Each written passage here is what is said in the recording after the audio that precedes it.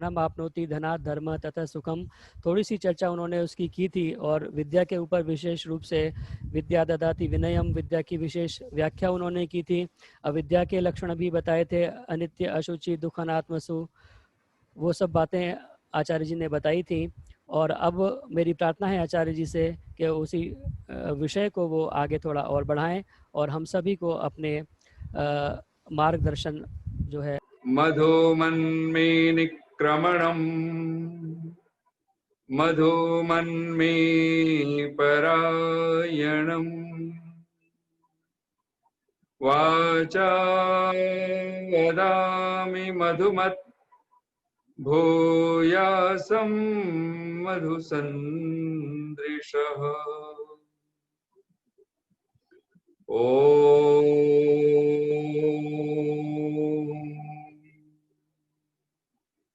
केचित् वदन्ति धनहीनजनो जघन्यः, केचित् वदन्ति गुणहीनजनो जघन्यः। व्यासो वदत्यखिलशास्त्र गिरां प्रणीता, नारायण स्मरणहीन जनो जघन्यः। ॐ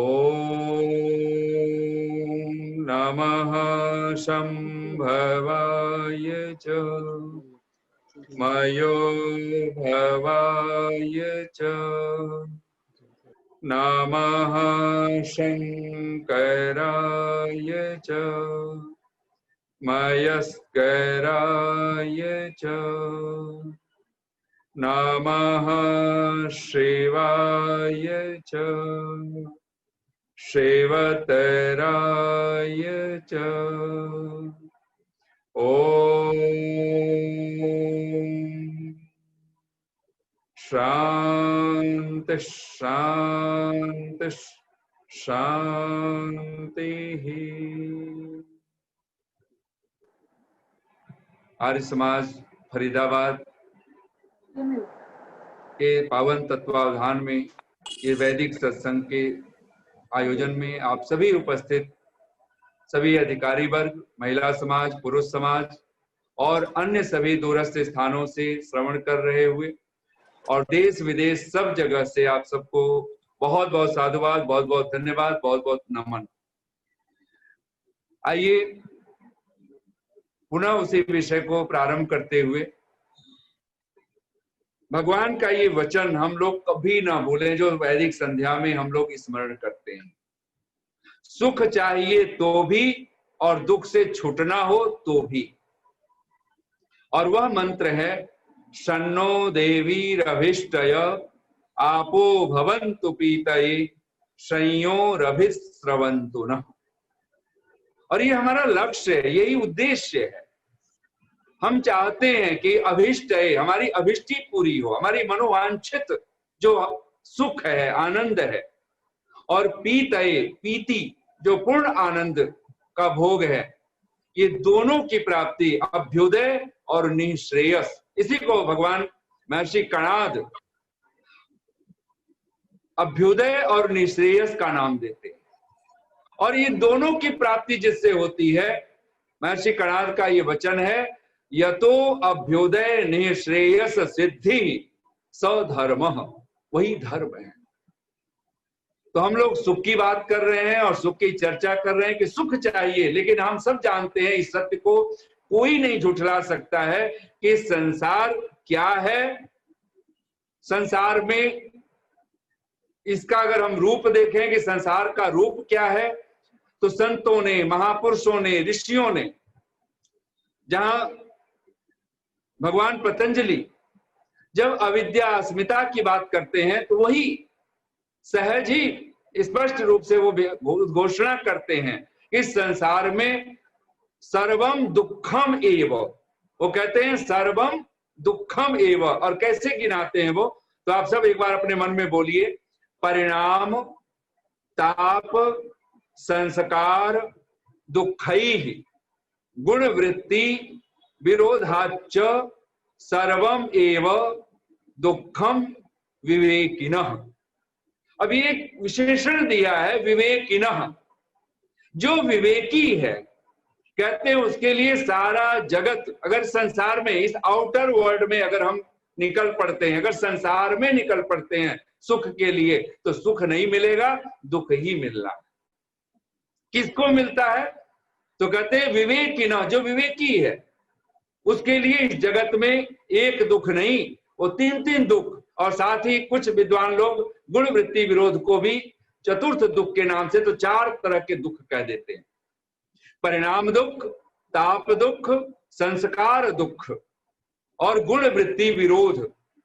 इसके कारण सारा जगत कैसा है? तो सब कहीं गुरु नानक की वे पंक्ति सहज स्मरण हो आती है, नानक दुखिया सब संसार। लेकिन फिर भी कोई सुखी है, और इस दुखमय संसार में हम सुख चाहते हैं। वो सुख कहाँ मिल सकता है? उस सुख की अभिलाषा कहाँ पूरी होगी?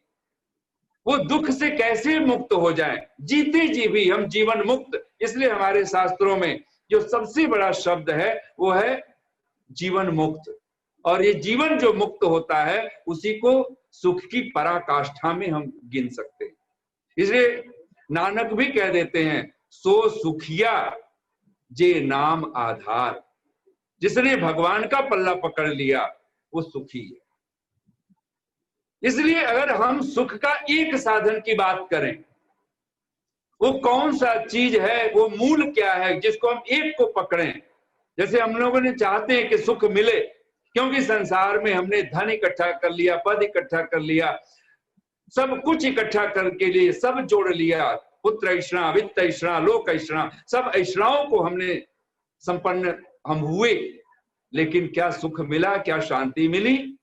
तो पता चलता है कि नहीं। तो उसका मूल कारण, जो मूल सुख है, मूल सुख का स्रोत है, जो गंगोत्री की तरह सुख की जो गंगोत्री है, वो कोई और नहीं, वो साक्षात परमात्मा है। तभी तो संतों का ये वचन है, तुम बिन दुखी, तुम बिन दुखी। अगर हम इस जगत में दुखी हैं तो क्यों हैं? तुम बिन, आपके बिना जी रहे हैं इसलिए दुखी हैं। सुखी तुम ते ही, और वही सुखी है जो आपके आश्रय में है, आपकी चरण शरण में है। जब सुख की बात तुम्हारे मस्तिष्क में आए, एक बात ध्यान रखिए, न मकान जोड़ने के पीछे दिमाग पागलपन कीजिए, न दुनिया की संपत्ति जायदाद, न किसी तरह की मान प्रतिष्ठा के पीछे भागिए। सुख चाहिए, अपने भीतर सरक जाइए, एक बार अपने अंतःकरण में एक बार आकर के, और वहां पुकारिए, अग्न आया ही बीते, और आपको लगेगा वो नहीं भी मिला है, उसकी स्मृति भी, उसकी एक अभिसंवेदना, एक प्रत्यभिज्ञा भी अगर आपको हमारे मानस में जरा सा भी अगर होगा, और लगेगा कि वो पता चल रहा है कि सुख तो वहां से आता है। हम लोगों ने इस संसार को, एक कबीर के ही बहुत बड़े अद्भुत शिष्य हो गए हैं, विवादास्पद शिष्य माने जाते हैं संत मलूक दास। संत मलूक से पूछा गया कि संसार कैसा है, संसार में सुख है कि दुख है, और सुख है तो कितना, दुख है तो कितना? तो मलूक दास क्या लिखते हैं, अद्भुत पंक्तियां हैं। कहते हैं, जेते सुख संसार के, मलूक कहते हैं कि संसार में जितने भी सुख हैं वो मैंने सब जेते सुख संसार के इकट्ठे किए बटोर, मैंने सब सुखों को बटोरा, इकट्ठा किया। जेते सुख संसार के इकट्ठे किए बटोर, कन थोरे कांकर घने, देखा फटक पछोर। कहते हैं कि मैंने जब ये सुख दुख दोनों को मैंने मिला हुआ पाया, और मैंने जब देखा, तो कहते कन थोड़े कांकर घने, कंकड़ पत्थर ज्यादा है, कन तो थोड़े ही हैं। जो सार है, जो सार्थक है, वो तो नाम मात्र है, श्रेष्ठ तो कंकड़ पत्थर है, जो चुभना ही चुभना है, त्रिशूल ही त्रिशूल है, एक शूल की बात नहीं, शूल ही शूल है। तब यह मस्तिष्क में बैठना चाहिए कि हम अगर सचमुच में सच्चे सुख की तलाश में हैं, अगर वास्तविक सुख चाहिए, खुद भगवान के ही शब्द हैं, आप सब हम सब ईश्वर स्तुति प्रार्थना उपासना के मंत्रों में परमात्मा को स्मरण करते हुए बोलते हैं, यस्य छाया अमृतम यस्य मृत्यु। ऋषि दयानंद जब इसका भाष्य करते हैं, इसका अर्थ करते हैं, प्रार्थना करते हैं, तो क्या करते हैं? जिसका आश्रय ही मोक्ष सुखदायक है। मोक्ष का मतलब ये दुख से छूटने वाला, और ये हम लोग जीते जी प्रार्थना करते हैं, हर पल ये भगवान से मांगते हैं। यस्य छाया अमृतम, जिसका आश्रय ही, शरण लेना ही, एक बार उसके चरण शरण में बैठ जाना ही मोक्ष सुखदायक है। और ऋषि लिखते हैं जिसका न मानना, जिसकी भक्ति न करना ही मृत्यु आदि दुखों का हेतु है। यानी मृत्यु ये सबसे बड़ा दुख, और मूलतः अगर हम सब दुखों के बीच में अगर झांकें तो एक दुख पाएंगे और उसका नाम है मृत्यु। रख लीजिए, मृत्यु का मतलब होता है जो छुड़ा दे, जो वियोग है ये भी मृत्यु ही है। कोई चीज हम चाहते हैं और हमारे पास है और वो हट जाए, उसको कोई चुरा ले, कोई छीन ले, वो एक तरह की मृत्यु हुई उस वस्तु की हमारे सामने, वो वियोग हुआ, वो विरह। ये दुख कब आता है? ये मृत्यु जैसा दुख। और इसलिए तो कहा जीवंतम मृतवन मन्ने। आचार्य चाणक्य कहते हैं वो जीता हुआ भी वो मृत्यु तुल्य होता है, वो मरा हुआ है, मरणासन दशा में है। कौन? कहते धर्म वर्जितम, जो धर्म से रहित है। महर्षि दयानंद का पुनः एक सूत्र याद करके हमेशा रखिए, सत्यार्थ प्रकाश का 9वां समुल्लास। वो कहते हैं जो दुख को छुड़ाना चाहे और सुख को प्राप्त करना चाहे वो अधर्म को छोड़ धर्म अवश्य करे, क्योंकि दुख का पाप आचरण और सुख का धर्म आचरण मूल कारण है। एक जब सुख की बात याद आए तो परमात्मा को स्मरण कीजिए, माना कि वो निराकार है, माना कि वो सर्वव्यापक है, माना कि वो कण कण में है, हमें नहीं एहसास हो रहा, फिर भी एक बार उसका एहसास कीजिए।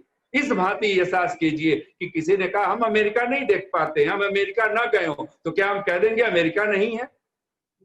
हम कनाडा ना गए, हम जापान ना गए हो, हम अरब कंट्री में ना गए हो, तो हम ये कह दें कि अरब है ही नहीं, अरब कंट्री जैसी कोई कंट्री नहीं है? हमारे ऋषियों ने कहा है, इतनी आकाश गंगाएं हैं, जब हम विश्व ब्रह्मांड के नक्षत्रों के अंतरिक्ष की बात देखते हैं तो वैज्ञानिकों को पता है, हमें तो नहीं पता है।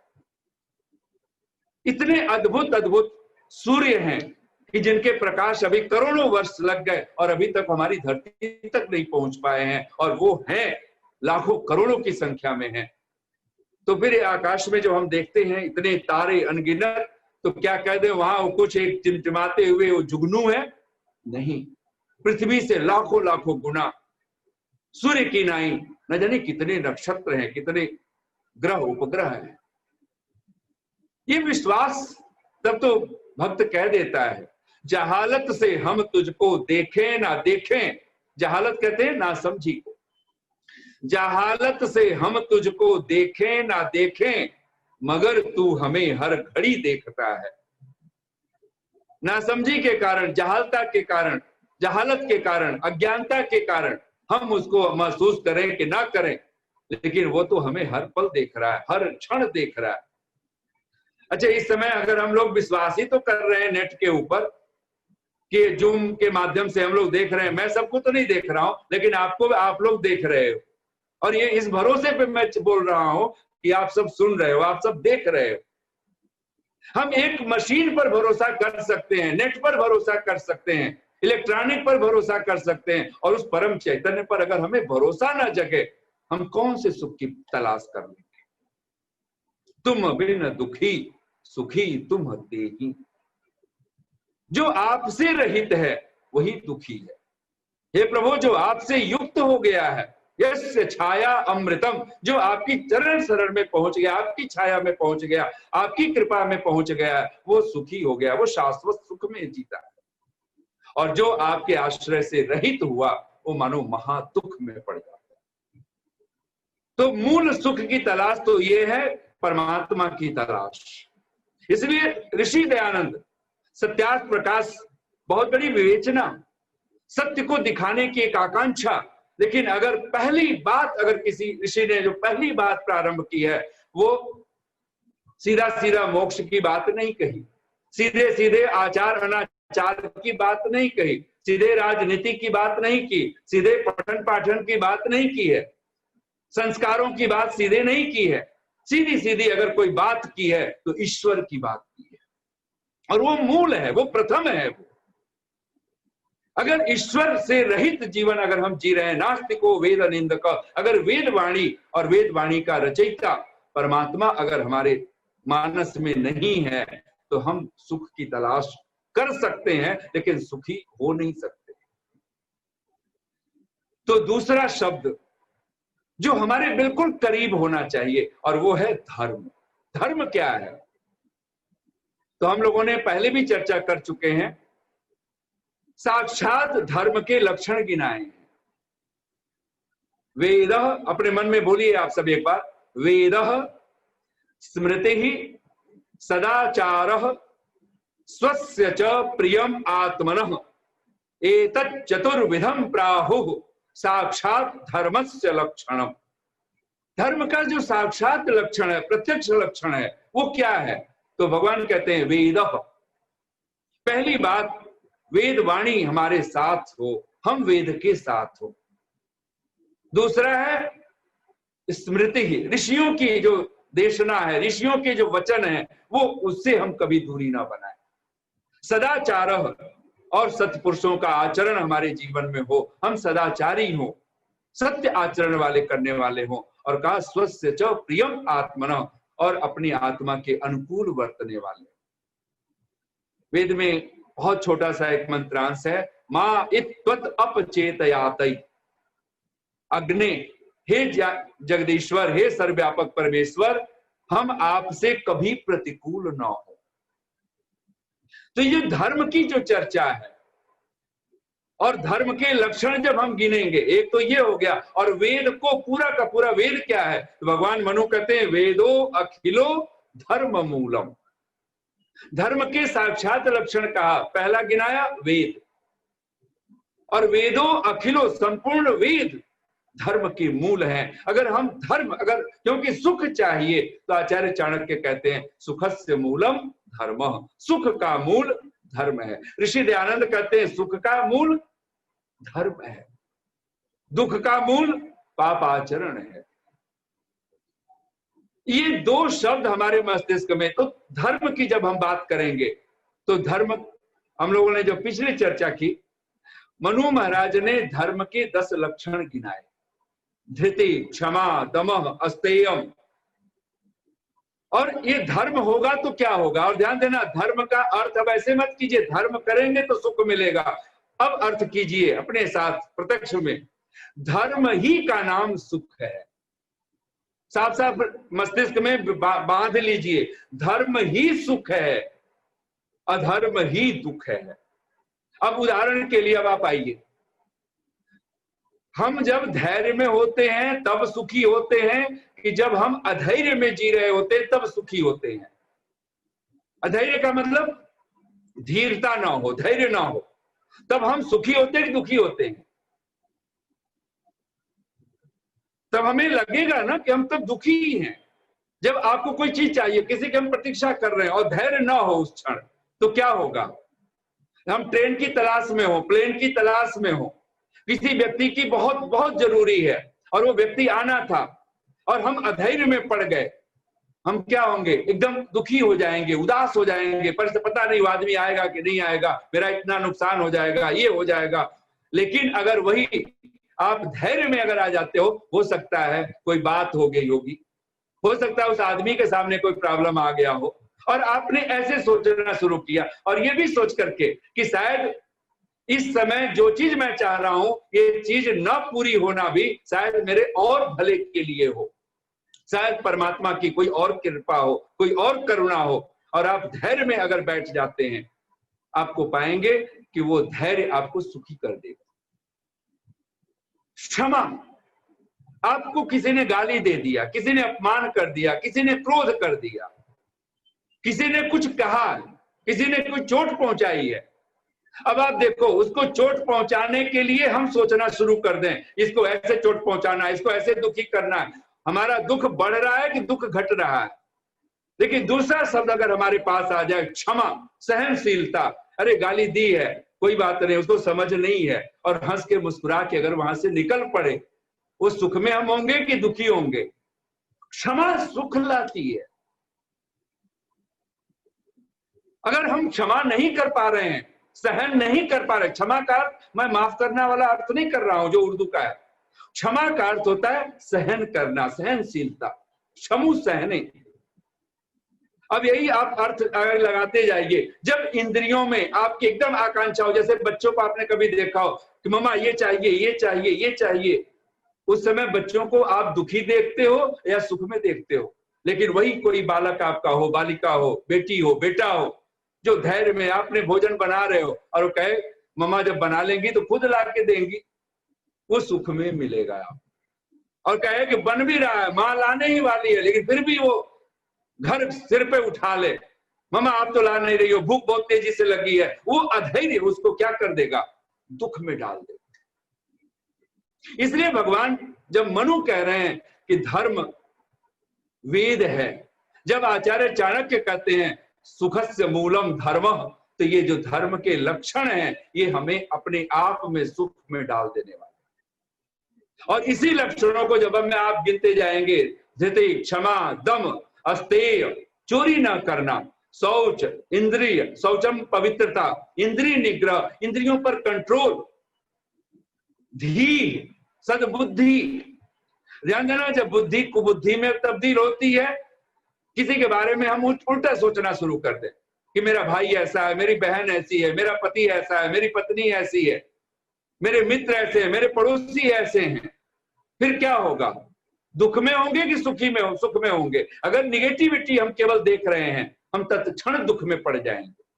सद्बुद्धि आएगी तो क्या होगा? पॉजिटिव देखना शुरू करेंगे। मैंने सुना है, एक व्यक्ति एक साधु के पास पहुंचा, दोपहर का समय था, साधु से पूछ लिया कि महाराज मैं इस जिस गांव जहां साधु की कुटिया थी, वहां एक छोटी सी बस्ती, एक गांव था। साधु से पूछा कि महाराज मैं इस गांव में बसना चाहता हूं, तो मैं चाहूंगा कि आप बताएंगे कि गांव के लोग कैसे हैं, अच्छे हैं कि बुरे हैं। उस साधु ने कहा कि तुम दोपहर का समय है, विश्राम करो, कुछ चाय पानी की व्यवस्था करवा दी साधु ने, थोड़ा सा जलपान कराया है और बैठ गया। महाराज ये सब कर लेंगे, लेकिन मुझे जो जानना है, आप साधु हैं और आपसे कुछ क्या छिपाना है, और मैं चाहता हूं कि मैं जिस गांव में रहता था वो गांव मुझसे छूट गया है और मुझे नए गांव की तलाश है, लोगों की बस्ती, तो मैं चाहता हूं कि मैं यहाँ रह सकता हूं, क्या मेरे लिए जगह उचित होगी? साधु ने मुस्कुरा करके पूछा, मैं तुमसे पूछता हूं, ये बताओ कि जिस गांव से तुम आए हो उस गांव के लोग कैसे हैं? वो एकदम रो पड़ा, उसकी आंखों में आंसू थे। उसने कहा कि महाराज मैं वो याद मत दिलाइए, इतने बुरे लोग हैं, मैं भाग करके वहां से किसी तरह से जान बचा करके आया हूं। साधु मुस्कुरा रहा था और साधु ने तत्क्षण जब वो सब कुछ बोल दिया, उस गांव की जब याद दिला दिया है, न जाने किसकी किसकी निंदा की उसने, किसके किसके दोष गिना दिए। साधु ने कहा वो सब मत सुनाओ, मुझे पता चल गया, अब मैं उत्तर देता हूं। और उत्तर ये है कि गांव के लोग अच्छे नहीं हैं, तुम्हें सुख नहीं मिलेगा, तुम दुखी हो जाओगे और दुखी हो जाओगे। तुम कृपा करो, बस जितना देर ठहर सकते हो ठहरो और तुम कोई दूसरी गांव की तरफ तलाश में निकल पड़ना। अब वो चूंकि अभी बैठा ही था और एक समय तेज धूप थी, तो वो एक स्थान लेकर के बैठ गया छाया में। तभी एक दूसरा व्यक्ति आ जाता है और कहते हैं कि उसने भी साधु के महाराज को प्रणाम किया और हाथ जोड़ के कहा कि महाराज मैं भी बहुत दुखी हूं, और वो रोता हुआ आया था और कहा कि महाराज मैं भी चाहता हूं, मैं इस गांव में बसना चाहता हूं। वो आदमी चुपचाप बैठा हुआ है जो पहला आदमी है, मैं इस गांव में बसना चाहता हूं, क्या आप बताएंगे? साधु ने उसका भी अवभगत किया है, उसको भी जलपान आदि से स्वागत सत्कार किया। जो कुछ हो सकता था, और उसने आदमी ने भी प्रणाम किया है।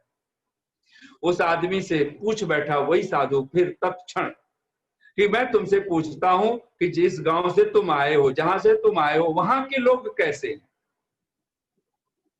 उस आदमी ने, वो भी रो रहा था और रो के कहने लगा, महाराज मत याद दिलाइए उन प्यारे लोगों की। साधु ने कहा, क्या मतलब, तुम रो रहे हो? बोले कि महाराज मैं अभागा हूं, मैं अपने दुर्भाग्य के कारण मुझे वो गांव छोड़ना पड़ा है, अन्यथा उस गांव के जैसे प्यारे लोग तो मैंने आज तक कभी देखे नहीं।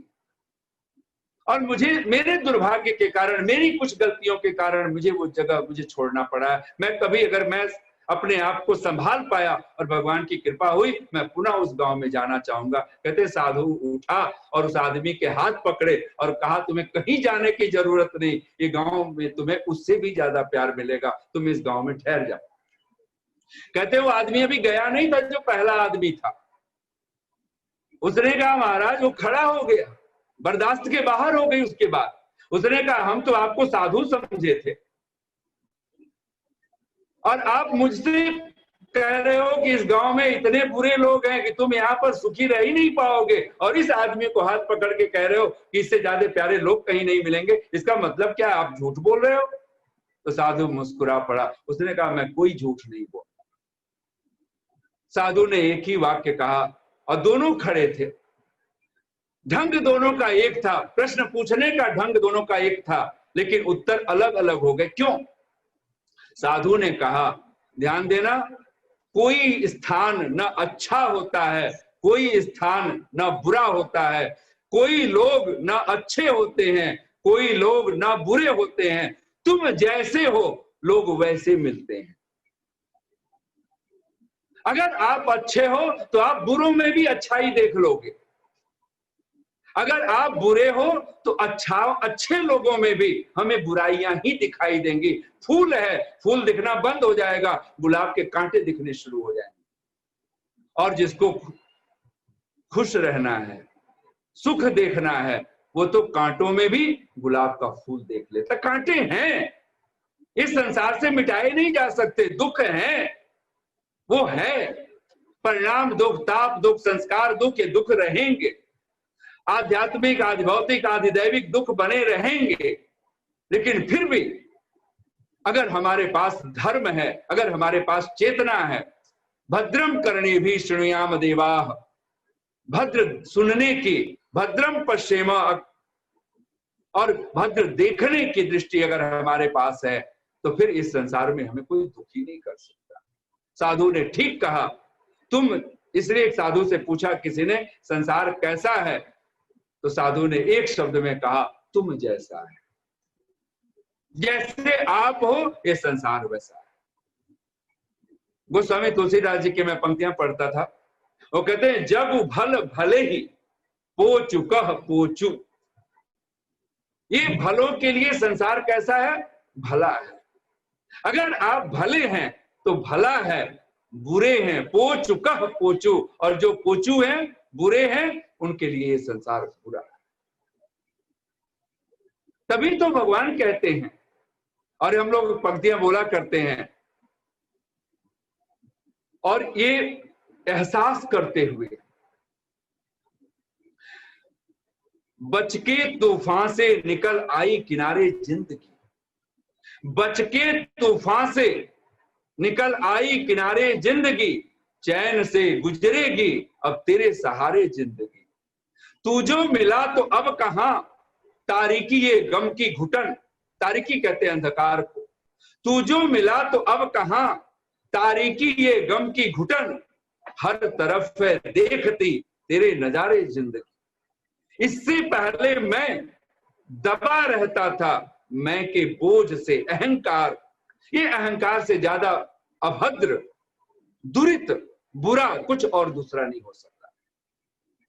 इससे पहले मैं दबा रहता था मैं के बोझ से, क्या सुकून है जब से तू ही तू पुकारे जिंदगी, क्या सुकून है जब से तू ही तू पुकारे जिंदगी। एक बार उसके आश्रय में पड़ गए, फिर सुख ही सुख है, फिर दुख है, दुख के कांटे होंगे, शायद वो बाढ़ बन जाएंगे। आपने सुनी होगी ना कि पूछा साधु से, किसी से, और ये प्रसंग आता है, तो कहा कि किसी ने पूछ लिया, तो बोले कि कैसे रहते हो इस संसार में? बोले भाई जैसे दांतों के बीच में जीवा रहती है। मतलब दांत कैसे हैं? राक्षस, असुर, काटने वाले। और जीवा कैसी है? महामुलायम। तो बोले वैसे 32 दांतों के बीच में जीवा रहती है, ऐसे जगत में हम रहते हैं। तो बोले सुखी हैं कि दुखी हैं? बोले सुखी सुख है। तो दूसरा आदमी था, उसने कहा तुम सुखी कैसे हो सकते हो? 32 दांत हैं, कठोर हैं, उनके बीच में एक जीव है, कब दांत जीवा को काट दें, चोट पहुंचा दें। उसने कहा भाई तुम ऐसे क्यों देखते हो? ये 32 दांत हैं तो जीवा सही सलामत है। 32 दांत हैं तो कोई कठोर चीज पहले दांत चेक करता है, उसके बाद मुझे तक पहुंचने देता है। जीव तक कोई भी चीज पहुंचती है कठोर से कठोर तभी पहुंचती है जब दांत उसका टेस्ट कर ले, उसका निरीक्षण कर ले, परीक्षण कर। अगर हम साधु हो चुके हैं तो 32 दांतों के बीच में भी हम जिह्वा की तरह होंगे। और ध्यान देना, स्वाद दांत नहीं लेते हैं, स्वाद कौन लेता है? जीभ लेती है। तब हम जिह्वा की तरह होंगे, क्योंकि जिह्वा के पास ही स्वाद है, जिह्वा के पास ही स्वाद के अंकुर है। अब आइए उस सूत्र पर विचार कर लीजिए जिसको हम लोग क्रम बनाए हुए हैं। ये जब क्रम आपका चलेगा, धर्म के लक्षण आपके जीवन में घटने शुरू होंगे, वेद से जुड़ेंगे, परमात्मा से जुड़ेंगे, ऋषियों की देशना से जुड़ेंगे, वाणी से जुड़ेंगे, तो क्या होगा? धृति, धैर्य, क्षमा, और ये क्रम चलते चलते कहां पहुंचे? धीर। और उसके बाद जो क्रम आएगा, विद्या। और ध्यान देना, दो तरह की विद्याएं हैं। उपनिषद के ऋषि कहते हैं पराविद्या, अपराविद्या। और एक चीज और मस्तिष्क में बिठा लीजिए, मनु महाराज का एक सूत्र है, सर्वम आत्मवशम सुखम। अंदर मन में अपने बोलिए एक बार, सर्वम आत्मवशम सुखम, सुखम, सर्वम आत्मवशम सुखम, और सर्वम परवशम दुखम। ये उसका विपरीत हो जाएगा। सर्वम आत्मवशम सुखम, जो आत्मवश है। और आत्मवश का क्या मतलब? यहीं से अर्थ निकालना। हम लोग सोचते हैं जब परवश होंगे, पराधीन होंगे, जब हम लोग वैदिक संध्या पढ़ते हैं, अधीना श्याम सरदा शतम, हम सोचते हैं हमें किसी के कंट्रोल में ना रहे, किसी के अधीन ना रहे। ऐसा अर्थ नहीं है। आपको गुरु के अधीन रहना ही होगा और कोई उपाय नहीं है। दीक्षा नाम ही इसी का है, जिसको व्रत कहता है, व्रतेन दीक्षाम आपनोति। बिना गुरु के सानिध्य में रहे कोई ज्ञानवान हो ही नहीं सकता है। ऋषि दयानंद का ये वाक्य, महर्षि याज्ञवल्क्य का ये वाक्य, मातृमान पितृमान आचार्यवान पुरुषो वेद। हमें माता पिता के अधीन रहना होगा, हमें गुरु आचार्य के अधीन रहना होगा। कौन कह सकता है कि माँ बाप के अधीन? आज बच्चे चाह रहे हैं कि माँ बाप का कोई अंकुश ना रहे। पुराने जमाने में पत्नियां पतियों के अधीन रहती थी, इसलिए उनको भर्ता कहा गया। भरण पोषण करने वाला अगर कोई है वो पति है। और ये वैदिक संस्कृति का ये अद्भुत स्वरूप है। ये हम कहते हैं कि हम निरंकुश हो जाएं, हम पर न पति का शासन हो, न बच्चों का शासन, न माता पिता का हो, न गुरु आचार्य का हो, न किसी राजा का हो, फिर हम निरंकुश होंगे और वो सुख नहीं होगा। सर्वम आत्मवशम सुखम का अर्थ है अपनी आत्मा पर, अपनी, हम स्वयं अपने इंद्रियों पर, जिसको जितेंद्रिय कहा गया है, वो अर्थ यहां पर है, जिसको भगवान कृष्ण स्थित प्रज्ञ कहते हैं। वशे इंद्रियाणि यस्य, जिसके वश में सारी इंद्रियां हैं, वो आत्मवशी है। युक्त आत्मा जो है उसको आत्मवशी कहा गया। जो जितेंद्रिय है उसको यहां पर वशी कहा गया। जो इंद्र बन चुका है, जिसको अपने इंद्रियों पर जिसका आधिपत्य बन चुका है, कहते वो आत्मवशी है। और जिसका अपने इंद्रियों पर, अपने मन पर वश नहीं है, उसको ऋषि कहता है परवशम दुखम। हमारी आंख, अगर हम आत्मवशी हैं तो भद्रम पश्येम की घटना घटेगी। अगर हम आत्मवशी हैं तो भद्रम शृणुयाम की बात होगी। बुरा भी कोई सुनाएगा, हम अच्छा सुन लेंगे। मैंने ऐसे बहुत से लोग देखे हैं, कोई मजाक करता है, उस मजाक में से भी वो बात कोई अच्छी निकाल लेता है। मैंने सुना है एक ड्राइविंग सिखाने वाला, वो कार में बैठा हुआ एक युवती को, और शादीशुदा थी वो, उसको कार ड्राइव करना सिखा रहा था। सिर्फ सिखा लिया, कोई महीना भर बीत गया। उसने कहा कि मैडम, अब आपसे आखिरी बात पूछ रहा हूं और आखिरी बार समझा भी रहा हूं, क्योंकि लगभग मैंने आपको सिखा दिया है। मैं आपसे पूछ रहा हूं, अगर आपके सामने कार ड्राइव कर रही हो और अचानक आपका पति या आपका भाई आ जाए, आप किसे मार देंगी? ध्यान से सुनिएगा, थोड़ा सा हास्य है, थोड़ा व्यंग है। आपके सामने कार ड्राइव कर रही हैं, अगर अचानक आपके सामने पति आ जाए अथवा भाई आ जाए आपका, तो आप किसे मार देंगी? पत्नी ने तत्क्षण उस ड्राइवर को जवाब दिया, सिखाने वाले को, पति को मार दूंगी। उस ड्राइवर ने सिर पीट लिया। उसने कहा कि मैडम, मैं कितने दिन से सिखा रहा हूं, ये कहां से आपने सोच लिया? अरे आपको ब्रेक मारना है, ब्रेक मारने की बात है। ड्राइवर की और से क्या अपेक्षा रखेगा? वो क्या आपसे मर्डर की आकांक्षा रखेगा?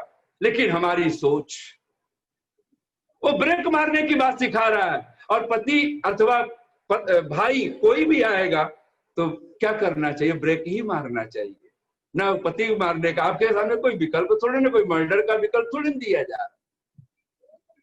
ध्यान देना, अगर, और यही पात्रता कुपात्रता है। जब हम भद्र होते हैं हम पात्र होते हैं, जब हम अभद्र होते हैं तो हम कुपात्र हो जाते हैं।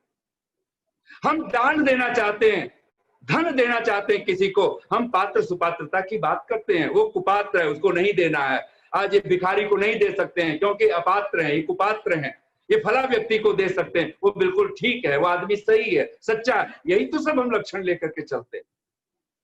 तब ऋषि का ये चिंतन अद्भुत रूप लेता है कि जब आप विद्या के चरण शरण में पहुंचते हैं तो विद्या क्या करती है? तो कहते हैं विद्या ददाति विनयम, विद्या विनय देती है। विद्या आपको विनम्र बनाती है। विद्या आपको अकड़ नहीं देती है।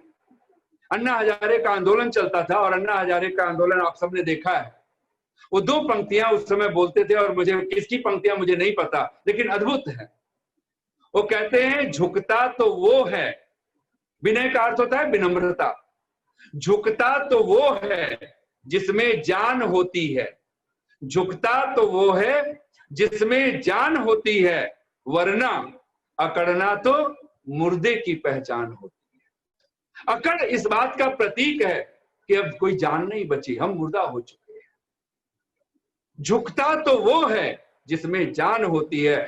विद्या आपको झुकना सिखाती है, आपको जानदार बना देती है, शानदार बना देती है, दमदार बना देती है।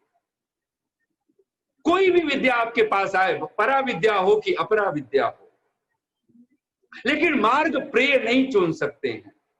मार्ग एक ही हमें चुनना होगा, क्योंकि ऋषि कहते हैं दो मार्ग है, एक प्रिय मार्ग है और एक श्रेय मार्ग है। प्रिय के मार्ग पर चल करके सिवाय दुख के कुछ मिलना नहीं है। श्रेय के पथ पर जब चलते हैं तो सिवा सुख के, फिर आप ये पंक्तियां अंदर अपने हृदय में भी बिठा लीजिए, श्रेय के पथ पर चलने वाला दुखों में भी, कांटों के बीच में भी वो गुलाब के फूल की तरह मुस्कुराता है, वो जीता है। वो भयंकर से भयंकर, वो तो, उसका तो कोई शत्रु नहीं होता, वो तो अजात शत्रु होता है, लेकिन उसके शत्रु तो होते हैं। कौन ऋषि हुआ, कौन महापुरुष हुआ जिसके कोई शत्रु ना हुआ, जिनके ऊपर कंकड़ पत्थर की बौछार ना हुई? मैंने सुना है कि ऋषि दयानंद के ऊपर कंकड़ पत्थर फेंके जा रहे थे। कुछ लोगों ने गोबर फेंके, कीचड़ फेंके। कुछ राजपूत भक्त ऋषि दयानंद के पास उत्तेजना में पहुंचे और बोले, महाराज हमें आप आदेश दें, हम भी उनका जवाब दे पाए।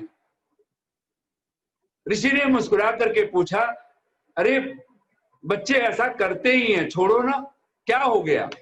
उन राजपूत भक्तों ने कहा कि महाराज वो बच्चे नहीं है, उसमें बूढ़े लोग भी हैं, उसमें जवान भी हैं, उसमें स्त्रियां भी हैं।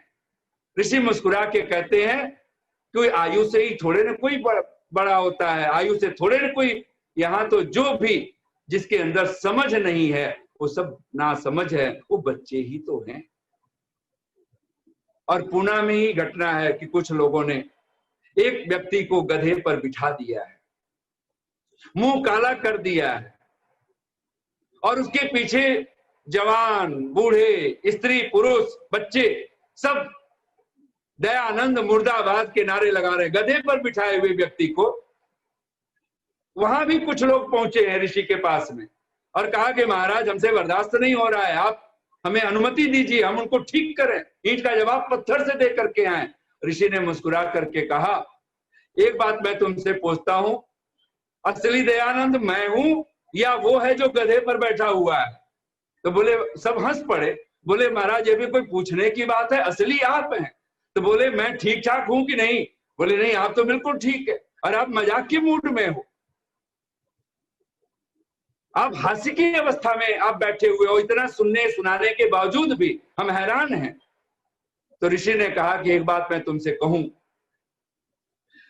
असली दयानंद तुम्हारे सामने है, बिल्कुल ठीक ठाक है, तो फिर दुख किस बात का मना रहे हो? नकली दयानंद अगर गधे पर बैठे तो ठीक ही तो है, नकली जो ठहरा। नकली दयानंद का मुंह काला हो तो काला ही होना चाहिए, क्योंकि नकली जो ठहरा। नकली के लिए अगर मुर्दाबाद के नारे लग रहे हो तो ठीक ही तो है, क्योंकि नकली जो ठहरा। और तब कभी कहता है, मुनव्वर चांद सा मुखड़ा तो असली दयानंद का है। ऋषि दयानंद कहां दुखी हो पाते हैं? विष पिलाने वाले को भी, जहर देने वाले को भी तत्क्षण क्षमा कर देने वाला, सहनशीलता के पराकाष्ठा के कोटि पर पहुंच जाने वाला, क्या ये हमें रूप दिखाई नहीं देता? तब हमें स्पष्ट हो जाना चाहिए, विद्या ददाति विनयम। विनय अगर आपके पास आई, आपकी सोच बदलेगी, आपका ढंग बदलेगा। और अगर विद्या नहीं है, गोस्वामी तुलसीदास जी की बहुत प्रसिद्ध पंक्ति है रामचरितमानस में, जहां सुमति तह संपत्ति नाना, जहां सुमति तह संपत्ति नाना, जहां कुमति तह विपत्ति निदाना। जहां कुमति है, जहां, और ये विनय विद्या का ही फल है, सुमति विद्या का ही फल है, उसी का परिणाम है, उसी के पराकाष्ठा है वो सुमति। इसे तो वयम देवानाम सुमतौ श्याम, भगवान से हम लोग प्रार्थना करते हैं, हे प्रभु हम देवों के, विद्वानों की जो प्रज्ञा है, जो बुद्धि है, उस प्रज्ञा या मेधाम च देवगणा, जिस मेधा बुद्धि की देव जन उपासना करते हैं, उस मेधा बुद्धि को मेधाविनम कुरु स्वाहा, हे प्रभु आप उसे पूर्ण कर दे। पात्रता, पात्र और सुपात्र होना। तो घड़ी पे नजर तो पहुंच गई है, और मैं समय तो मुझे तो लग रहा है कि मैं अभी व्याख्या करूं तो पता नहीं कितना समय लगे, तो मैं फिर एक यहाँ पर आपको कुछ संकेत फिर पुनः कर रहा हूं, और क्योंकि ये उसी की व्याख्या है। सुख का मूल पहले मस्तिष्क में बिठा लीजिए, और उसको भी निराकार की तरह ही, वो सुख, परम सुख जब मिलेगा विराट होगा, और विराट सुख अद्भुत होता है। एक साधु के पास में एक सेठ पहुंचा, उसने कुछ पुराने जमाने में वो स्वर्ण असरफियां लेकर के पहुंचा, सोने के सिक्के। जब चांदी के सोने के सिक्के भारत में भी चलते थे, हमने भी चलते हुए तो नहीं देखे, लेकिन चांदी के सिक्के देखे जो चलते थे भारत में। राजे दीक्षित तो कहते हैं कि 47 में, माने जब तक देश आजाद हुआ उससे पहले चांदी के ही सिक्के चलते थे, और कहते हैं कि यहाँ का 1 रुपया और अमेरिका का 1 डॉलर बराबर था। तो वो एक आदमी पहुंचा एक साधु के पास में, और कुछ सोने के सिक्के लेकर के पहुंचा, और लेकर के महाराज के चरणों में रखा, और एक वाक्य बोला, महाराज ये तुच्छ भेंट अर्पण करता हूं, स्वीकार कीजिए। वो साधु खिलखिला के हंसा, और उसने कहा, भाई क्या मैं तुझे तुच्छ नजर आता हूं? तुच्छ बोला था ना, तुच्छ भेंट स्वीकार कीजिए। साधु मुस्कुरा के कहता है, क्या मैं तुच्छ नजर आता हूं? उसने कहा, नहीं महाराज, आप कैसे तुच्छ, आप तो महान श्रेष्ठ है, महापुरुष है, महान है, आप जैसा तो हम कभी सोच नहीं सकते, हम कब किस जिंदगी में आप जैसी स्थिति को पाएंगे। तो साधु ने कहा, भाई फिर तुच्छ भेंट हमें क्यों दे रहा है? किसी तुच्छ आदमी को पकड़ा किया? उसने कहा, नहीं महाराज, ये सोने के सिक्के हैं, ये तो बोला जाता है तुच्छ, मैंने ला करके। और वो साधु ने माना नहीं, उसने कहा, नहीं तुच्छ है तो ले जा, क्योंकि अब इस धन से मैं ऊपर उठ चुका हूं, मुझे अब जरूरत नहीं है, क्यों इनको संभालता रहेगा? फिर तिजोरी बनवाओ, फिर ये करो, फिर लोग लाव लश्कर रखने पड़ेंगे, और जितने की जरूरत है उतना तुम जैसे लोग आ जाते हो, दे जाते हो। ध्यान देना, हम दान भी कर रहे हैं, हम तुच्छ कह करके दे रहे हैं, हमने कभी श्रेष्ठ दिया ही नहीं। जिस दिन श्रेष्ठ का दान करेंगे उस दिन हम श्रेष्ठता की तरफ होंगे। आप ये जो इसलिए कहा गया है, जब भी कुछ दान करें, माता को, पिता को, गुरु को, आचार्य को, साधु को, संत को, जो आप सबसे अच्छा उत्तम समझें उसका दान कीजिए, उसको दीजिए, ये पात्रता होगी। अब यहाँ पर पात्रता के मस्त संबंध में आचार्य चाणक्य के, मैं अभी व्याख्या न करता हुआ शब्द आपको कुछ सुना रहा हूं। आचार्य चाणक्य कहते हैं, जो पात्र हो जाता है, सुपात्र हो जाता है, सत्पुरुष बन जाता है, उसके जीवन में क्या घटता है, उसके व्यवहार कैसे होते हैं, उसका ढंग कैसा होता है, वो करता क्या है। तो आचार्य चाणक्य कहते हैं, शब्द है, शब्द सुना रहा हूं, बोलिए, मन में आप बोलते भी रहिएगा। धर्मे तत्परता।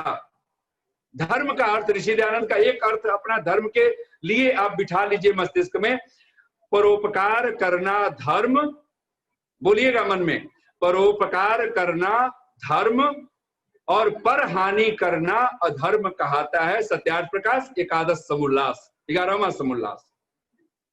परोपकार अगर आप करते हो, दूसरे के लिए आप सोच रहे हो, दूसरा कैसे सुखी हो, दूसरा क्या खा ले, दूसरा क्या पी ले, दूसरा कैसे आनंदित हो, और वो दूसरा पहले आपकी पत्नी है, आपका पति है, आपके बच्चे हैं, आपके इष्ट मित्र हैं, ये दायरा बढ़े तो ऐसे दूसरा पराये शब्द पे बढ़ाना, आपका पड़ोसी कैसे सुखी हो जाए, आपके घर साफ सुथरा सामने हो कि ना हो, पड़ोसी का घर अगर आप ऐसे सोचने लग जाते हो और उसके लिए प्रयास करने लगते हैं, ये परोपकार होगा। हम लोग सोचते हैं बद्रीनाथ, केदारनाथ, हरिद्वार, यहां वहां जा करके परोपकार करेंगे और उसके तुरही बैंड बाजे बजाएंगे तो बात बनेगी, नहीं बात बनेगी। तो धर्मे तत्परता, मुखे मधुरता, दाने समुत्साहता, दान में उत्साही होता है, गुरु विनयता, गुरु के प्रति अत्यंत विनम्र होता है, चित्ते अति गंभीरता, चित्त में अति गांभीर्य होता है, शास्त्रेषु विज्ञात्रता, शास्त्रों में, वेद आदि शास्त्रों में इतनी प्रगाढ़ रुचि होती है जिसकी हम कल्पना नहीं कर सकते। बहुत सारे शब्द छोड़ दिया, उसमें कहते हैं रूपे सुंदरता, उसका स्वरूप, उसका सूरत ही नहीं, उसकी सीरत भी, क्या सौंदर्य होता है। दर्पण में मत ढूंढो चेहरे की सलवटें, दर्पण में आज अगर ये समझ आ जाए ना सुख की असली तलाश, तो ये बाहर का मेकअप, बाहर का फैशन, ये सादगी में तब्दील हो जाएगा। फैशन तो होगा तब नाम फैशन नहीं होगा, तब सादा जीवन होगा, सात्विक जीवन होगा। सादा जीवन, उच्च विचार, सिंपल लिविंग, हाई थिंकिंग, इसी का नाम सुख है। रूपी सुंदरता, दर्पण में मत ढूंढो चेहरे की सलवटें, या वो दर्पण बता दो जो मन की झुर्रियां दिखा सके। दर्पण में मत ढूंढो चेहरे की सलवटें, या वो दर्पण बता दो जो मन की झुर्रियां दिखा सके। मत सिखाओ उसको पानी में तैरना, मत सिखाओ उसको पानी में तैरना, या वो पतवार थमा दो जो जीवन नैया चला सके। और आचार्य चाणक्य लगभग 10 एकादश गुण गिनाए हैं जो सत्पुरुषों के लक्षणों में पात्रता है। ये पात्र होगा तो वो धर्म में तत्पर दिखाई देगा, परोपकार में तत्परता होगा उसकी। हो अंतिम लक्षण गिनाते हैं शिवे भजनता, वो परमात्मा के भजन में, उसके नमस्कार करने में, उनकी स्तुति, प्रार्थना, उपासना में। ऋषि दयानंद के शब्द हैं, ओम शन्नो मित्रः संवरुणः शन्नो भवत्वर्यमा शन्ना इंद्रो बृहस्पतिः शन्नो विष्णुरुक्रमः।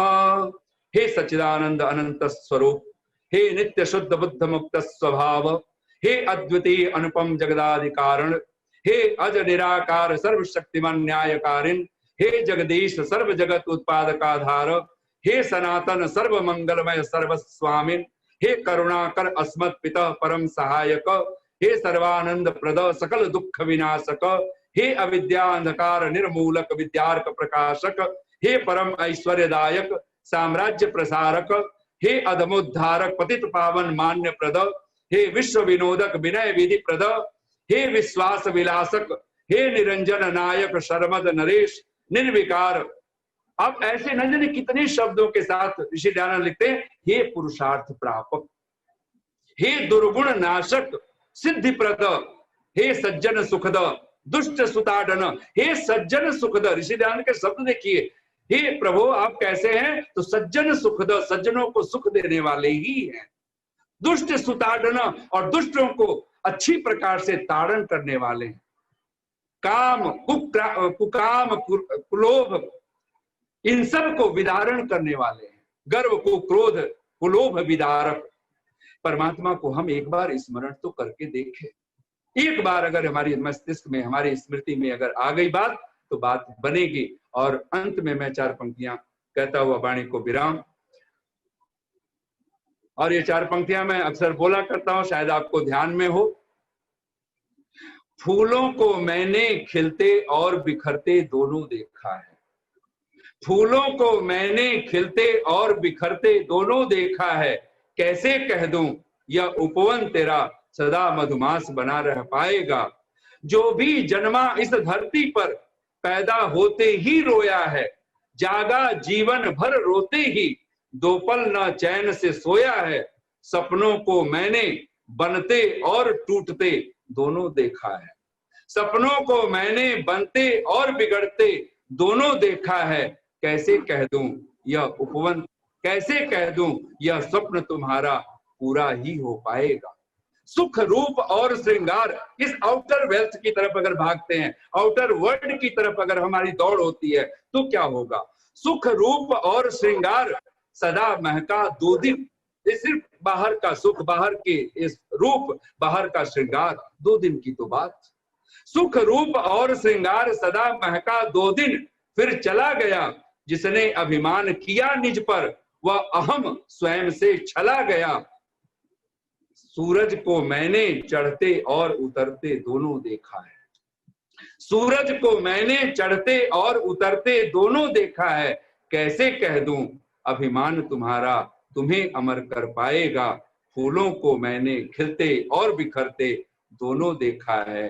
कैसे कह दूं यह अभिमान तुम्हारा तुम्हें अमर कर पाएगा। अभिमान छूटा, निरहंकार निर्ममो निरहंकार स शांतिम अधिगच्छति। सुख का परम उपाय अगर कुछ है तो वो अभिमान रहित हो जाना, ममत्व से मोह से रहित हो जाना। इतनी शांति और प्रेम से आप सबने सुना, बहुत बहुत साधुवाद, बहुत बहुत धन्यवाद।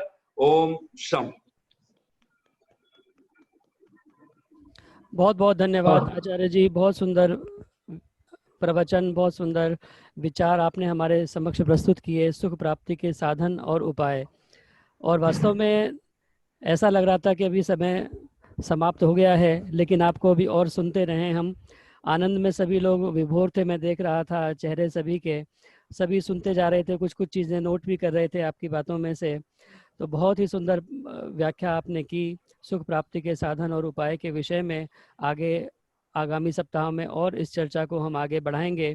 आपका पुनः फरीदाबाद के समस्त आर्य समाजों की ओर से विशेष धन्यवाद और अभिनंदन। आपने हमारा मार्गदर्शन किया और अपना कीमती समय हमें देकर के प्रति सप्ताह आप हमारा मार्गदर्शन करते हैं। बहुत बहुत धन्यवाद। आइए, बहुत बहुत धन्यवाद जी जितेंद्र। बड़े सरल शब्दों में, बहुत सरल शब्दों में धन्यवाद शास्त्री। आप सभी का भी मैं धन्यवाद करता हूं जिन्होंने भी इस सत्संग में ज्वाइन किया है। मैं देख रहा था देश विदेश से बहुत सारे लोगों ने, दूर